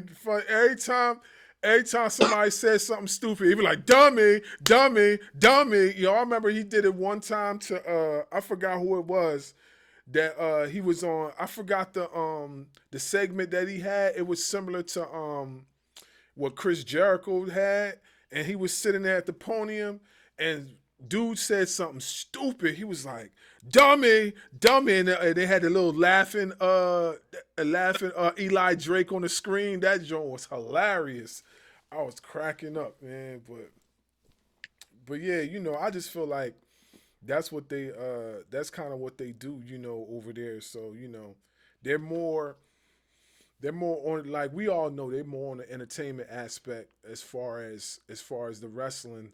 They really don't even call themselves a wrestling company like that. Honestly, they call themselves more entertainment based. So, but yeah, I'm gonna go to my last question and I'm gonna pass it off to my bro. Uh, I don't know if I think I asked you that question already, but I'm gonna go to this one. What is the next mountain Damien Jackson wants to climb? Mm. Double champ. Double champ. I have been tag team champion in West Virginia, APW. I've been tag team champion ESW, DCW, uh, AWL in South Carolina with multiple reigns. Um, so maybe I can keep the tag titles and go after another one. Add some gold to the waist. I'm thinking Dynamite 2 belts is where I'm heading to next. Yeah, maybe I have better luck on that on the second time going after the prestige title. Uh yeah, I'm thinking 2 belts. I'm thinking my bag gets a little heavier. That's what I'm thinking. Okay, okay. So we might see Ultimo Jackson one day, huh? Third. Yeah, that iconic picture is off the chain. My man was holding like 100 belts like this, like carrying them on both arms. I was like, damn, like, All I needed to find like 10 girls to carry them all. Remember Mercedes? She had like 10 dudes carrying her belts. mm-hmm, mm-hmm. So you could just reverse it and have 10 girls carrying your belts. For sure. You see the downfall of Mercedes too, because she just lost one of her belts on final, what was it, final it was Ring of Honor event. I forgot what it's called. Final, is it called? It's not called Final Resolution. I forgot what it's called, but she just lost one of her belts to I forgot old girl's name, but she just lost one of her belts. So it's already started. So just to let y'all know. Yeah. Go ahead, bro. Heel or babyface? Mm. I love being a heel, but I don't know. There's something about when the crowd is behind you, when they're saying kaboom, trying to get me up. When I do a big move and there's a big reaction, like there's nothing else that beats that. But I love talking my ish though. Like I love talking smack. Like That's so fun. That's very fun. But if I had to 3 seconds on the clock and I had to choose, I'm gonna go babyface. Babyface. Definitely. Singles or tag team? Mm. Man. You put me in a tough spot right here because I've been teaming all my career. But now that I've been doing singles, I'm kind of like on getting into my own groove, you know what I mean? But I would have to say tag team because then I know ain't nobody stopping us. I know nobody's stopping us. We like this. So there's an ongoing debate on this one. I want to hear your pitch since you're in a tag team now. Mm. Usos or Young Bucks?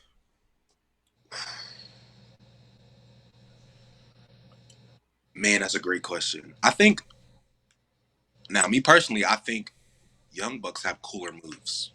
Have way cooler moves. Um, but being under the WWE, so many title reigns the Usos have, I think that on paper, I think it puts them higher. I think it definitely puts them higher. Uh, because of the consecutive work. Like you can argue the Young Bucks have been, they've been doing great in ROH. Excuse me. ROH, New Japan, uh, AEW even, but consecutive work, Jay and Jimmy for that matter. I think they definitely have it over the Young Bucks. Okay, okay, okay. You're a high flyer. Will Yes. Osprey Ricochet? Am I choosing? Who would you choose? I have an idea who I think you would choose, but I'm just getting into I'm in love with Will Ospreay's work right now. But I've always been a fan of Ricochet, man. Y'all tearing me apart right now. Man. I'm gonna hit you with another one here in a minute. Okay. I'm gonna go. I'm gonna go Ricochet. I'm gonna go Ricochet. I had a feeling you was gonna say Ricochet because we talked about him earlier. All right. I got a couple more I'm gonna hit you with. All right. Eddie Guerrero, Rey Mysterio. That's an easy one. No disrespect to Ray, greatest luchador of all time, but my goat personally is Eddie Guerrero. Eddie Guerrero all day with the lowrider. Latino Heat. You know what I mean? That's my guy. Okay. Dom Mysterio or Rey Mysterio. I got to go to a live event. Uh, I want to say this was last year or 2 years ago, and they were in I want to say Raleigh, and this was when all the heat. I'm talking about Judgment Day came into the ring. I think Rhea said something, Damien said something, maybe Finn said something, and Dom gets on the mic and like I couldn't even hear myself think, yo. Like that was as a wrestler, any reaction is a good reaction, and that reaction he had, man. If we're talking legacy, I mean it's obviously Rey Mysterio, but Dom is on his game right now. I'm going Dom. I'm definitely going Dom. So you brought up a good point. There's been a lot of discussion, especially when he was really in the middle of getting all that heat. Yeah. You mentioned that you were at a live event and you got to witness this. Explain to us what that was like because I say that because there's a lot of discourse online, especially during that time that people were believing that the WWE Triple H was piping all that noise in. But you were actually there. Okay, so he gets the mic, they're already loud. he gets maybe 2 or 3 words off, they get louder. Like like I don't know anyone else. Maybe if I was alive in the 80s, maybe the Sheik, maybe, like one of those guys maybe got that kind of reaction. But my good, I've never heard any place like I felt it rumble. I felt the building rumble. I was on the floor too. We were on the floor. We were maybe like 8 rows back. We were behind where commentary would be, and I couldn't hear myself think. I tried to talk to a brother next to me. We couldn't even hear each other. Every time you try to talk, it gets louder and louder and louder. I mean, like, you can't fake that type of heat. You can't fake that type of reaction. You could try, but I mean, that is organic in that what he was doing. Y'all heard it first. A wrestler at that, who was actually there to witness the booze that Dom was getting at that time was all real and organic. And you got to think this is a live show, so I mean, there's no way it's not on TV. So like, what do they need to pump in audio? You know what I mean? Like, there's no pyro stage. There's not even. There's probably not even any cameras in there, and they are not letting him talk at all. It was honestly, it was impressive. It was very impressive. So just imagine what it's like at TV, whether if it's Raw, SmackDown, or PLE. Just imagine. Man. All right. All right. All right. All right. All right. All right. Let's do this. Undertaker or Sting? Okay, I gotta put a disclaimer. I am not okay. So certain eras of Undertaker, I'm a fan of. When he comes back as Dead Man, maybe like 03, 04, around that era, I was not a big fan of anything past that other than his matches with Shawn. But Biker, Taker, you know what I mean? Even before that, in the 90s, big fan of that Taker. But all around, I'm going Sting. Surfer Sting is awesome. That dude looks like, and like when you go back, I've been recently watching WCW from the start. So like I'm seeing Sting's rise, and it's amazing to see. I honestly wish that I got to see that in real time, because I feel like he probably would have been my favorite wrestler, because he didn't do much, but what he did worked. You know what I mean? Like, man, like, they're even going into uh the Crow gimmick. Like, that's when he really turned it up. He didn't say anything for like what was like a year. He comes in, the NW. He is the NWO's kryptonite. Like, that is like, as a fan at the time, like I imagine people were going crazy, jumping up out their seats. You know what I mean? Like, man, I think Sting, and even recently his AEW run, I think they handled that very, very well for the caliber of icon, if you will, for Sting. You know what I mean? Like, let him go out with the title on a win. I don't even think he lost very much, if at all. So I'm really happy with what they did with Sting at the end. But yeah, like, I'm going Sting all the way. Scorpion Death Drop, and the sharpshooter is not the sharpshooter. It is the the Scorpion Death Lock. It's interesting that you say that. So, real quick. What was it about that version of the Undertaker that you didn't like outside of the matches with Shawn? I felt like, and this is just me, like, his matches, and even I'll say this in the Attitude Era, because like I said, I've been kind of going back and watching, like, really I've been watching Monday Night War. Monday Night War is kind of like seeing, and I've been seeing why Raw was getting Raw was getting done up, but and I arguably would say, I mean, the entire roster, is kind of at fault for, not, I feel like, putting their all into the Mm-hmm. product. The Undertaker main events, even after 2000s, they're very lackluster, no finishes. leaving a lot to be desired. And you know, and I get it. Like, you know, WrestleMania, that's his big, like, that's his big thing. The streak, that was his thing, right? So like, obviously at WrestleMania, he's gonna put in the most effort. He's gonna put in 100%. But it feels like other than that, it was, you know, he wasn't giving it his all. At least my opinion. That's fair. That's fair. So I'm gonna ask you this, and then if the homie down there got anything else to ask, I'll pass it to him because we end our show with one question in particular. But I'm gonna ask you this one first. We're all black Mm. on this show right now.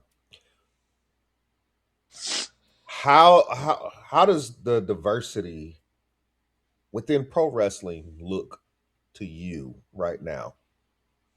Mm. That's a great question. That's a great question.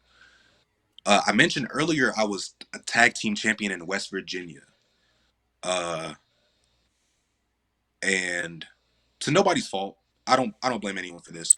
But every time we got there, we were like the only black guys, right? And then there was a couple occasions where there was one other black guy.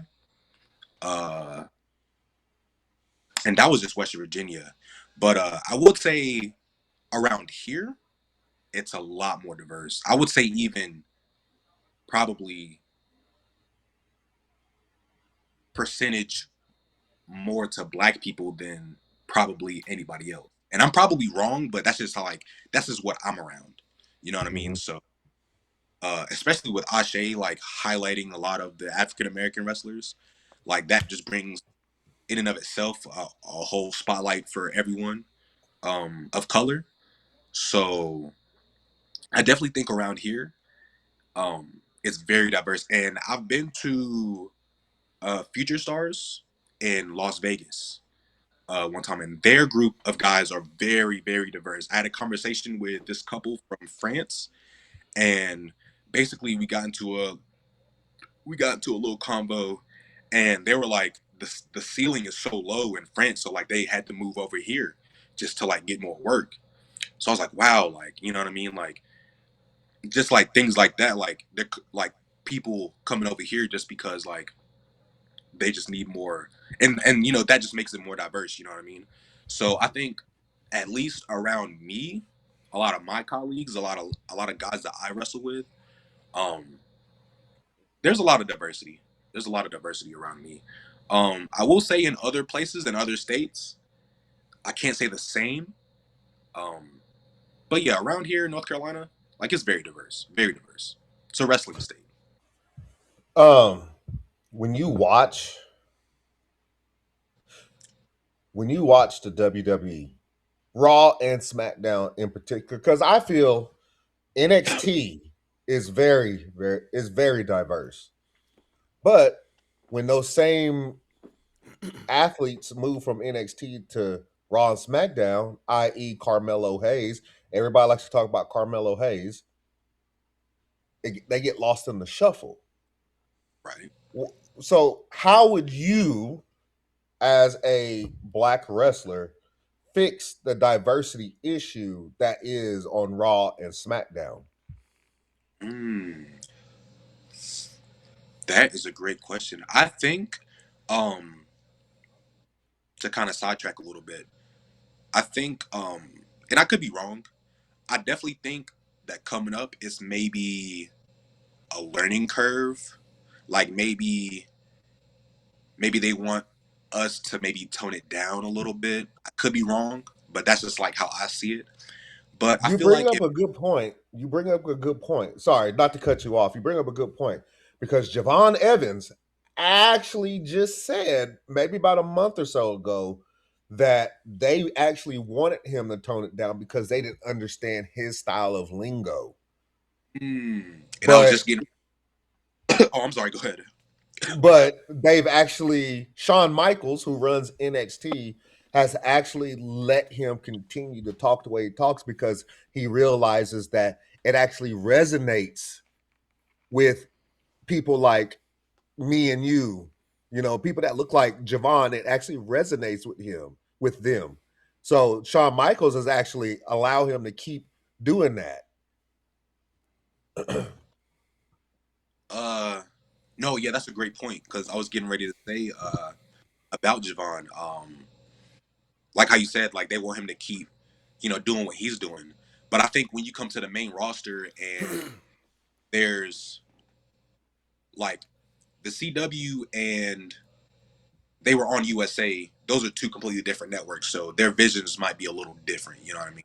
That's just the guess that that's just my opinion about uh you know the color African American wrestlers and wrestlers of color. You know what I mean? So um I do think that there's maybe a learning curve or like because like you said, Javon, like they want him to keep doing his thing to where he's a little bit more uh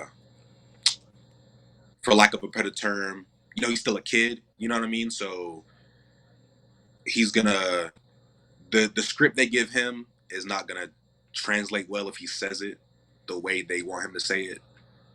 You know what I mean? So I feel like he's doing a great job. I do feel like when he eventually comes to the main roster, that there's definitely going to be slight adjustments. You know what I mean? Uh, because like you said with Carmelo Hayes, he's not doing the same thing he was doing at NXT. You know what I mean? He's not coming out, pouring one out for whoever he beat last week or just things of that nature. You know what I mean? Because that's probably not something they want on the other network. You know what I mean? That's just how I'm thinking about it.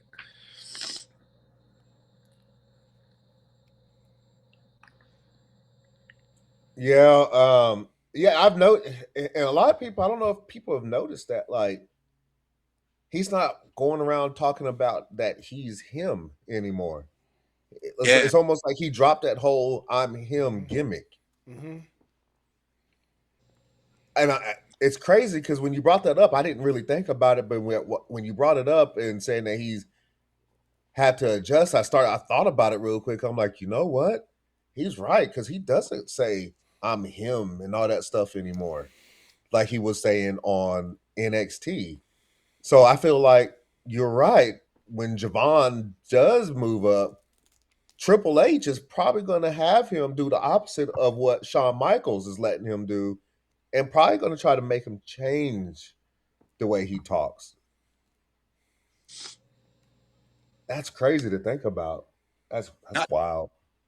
Miz because he was partnered with Miz Carmelo Hayes. Not to say he's like a bad mentor or because the work he did with Brian Danielson was obviously great, but like I think that was maybe a reason that he was paired with Miz, kind of to be like, we do it this way, or kind of showing him more of like the network of whatever they want on that side instead of the NXT and Sean wanting everyone to do their own thing. You know what I mean?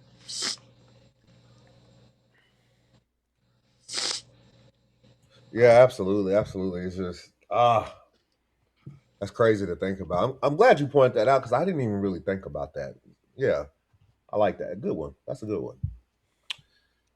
You got anything else for him, Bars? No, no, no, no. I'm just enjoying the interview, man. Talking to the good brother. So I mean, whatever you got to close out, I mean, go right What's ahead. your Waffle House order? You know what's so crazy?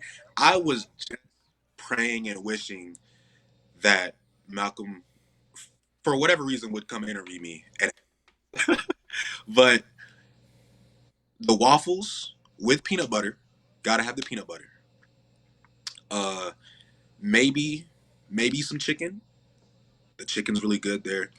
Um, Bacon, maybe 2 eggs, maybe 3 or 4. I love eggs. Um, and sometimes I go with I forget what it's called, but the bacon, egg, and cheese on the toast. That's good stuff right there. That's good stuff. And I'm putting syrup on everything. Sounds nice and healthy. You know what I mean? Well, Mr. Dynamite, is there anything you would like to plug for the good people that's listening to this now and is gonna be listening to it later? Follow me on Instagram, Dynamite Jackson, Facebook, Damien Jackson. Come to Raleigh, the DCW Asylum, December 13th. Watch us retain the tag titles against the Dawsons. That Sunday after December 14th, I'll be at Christmas Chaos at the Four Seasons Mall. Yeah, and big things coming in 2026. Y'all heard it here first. Big things popping in 2026 for the young brother, Mr. Damien Dynamite Jackson. So, we end every show on this one question. Okay. If you can see anybody on Ring Ropes and Turnbuckle podcast, this here show, who would it be? But Damien Jackson has to help us get that person on the show. Also, anyone that I can get on the show, but I can help you get them on the show. Yeah, anybody that you can help us get on the show. So, like, we asked this question to, was it Buff Bagwell last week? Mm-hmm. He said he was gonna say The Rock, but he was like, but I can't help you get The Rock. I'm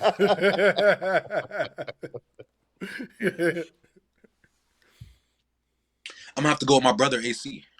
I'm gonna have to go with my You know brother. what's funny? You know what's funny about that? Let me check something real quick, because I think that I have emailed him once before. I think we did. Let me see. AC. Yeah, I have him as AC Divine 0 at gmail.com. Mm-hmm. Okay. How recent was that? That was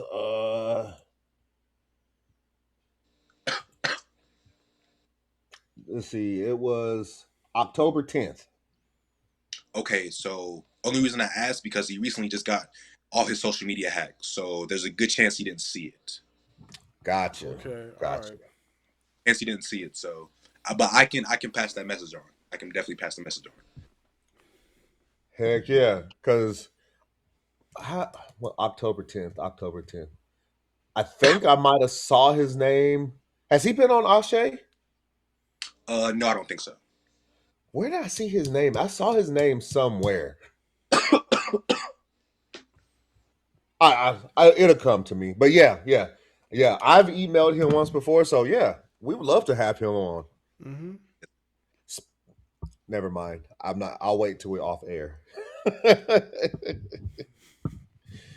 Well, that's all we got for you, Mr. Dynamite Jackson. Thank you, guys. No problem. We gratefully appreciate you for taking time out your busy schedule to come and chop it up with us. We hope that you don't make this your last time coming up in here. And when you come back next time, we need to see them belts. Dynamite 2 belts. Just like you said, we need to see Dynamite 2 belts. Let's get a hashtag. Hashtag Dynamite 2 belts. Okay, hashtag Dynamite 2 belts. We got you. Matter of fact, when this video drops on YouTube, I'm gonna hashtag it Dynamite 2 belts. The interview, Dynamite 2 belts. You know, yeah, we appreciate the opportunity to sit here and chop it up with you, good brother. And we hope we don't make it your last. We definitely will be paying attention to your work, especially over there, DCW. And that's about that. Well, we hope y'all enjoyed the interview, and we'll be back with another one. Ring Ropes and Turnbuckle Podcast. Salute. Yo, Robert Mason here, and the fire in this arena is unreal. And I'm Molly Finwick. We are the Ring Ropes and Turnbuckle commentary team, bringing nonstop action. And that wraps up another explosive edition of the podcast. Join us next week as the road to the championship continues. This is the Ring Ropes and Turnbuckle Podcast, your home for real pro wrestling talk.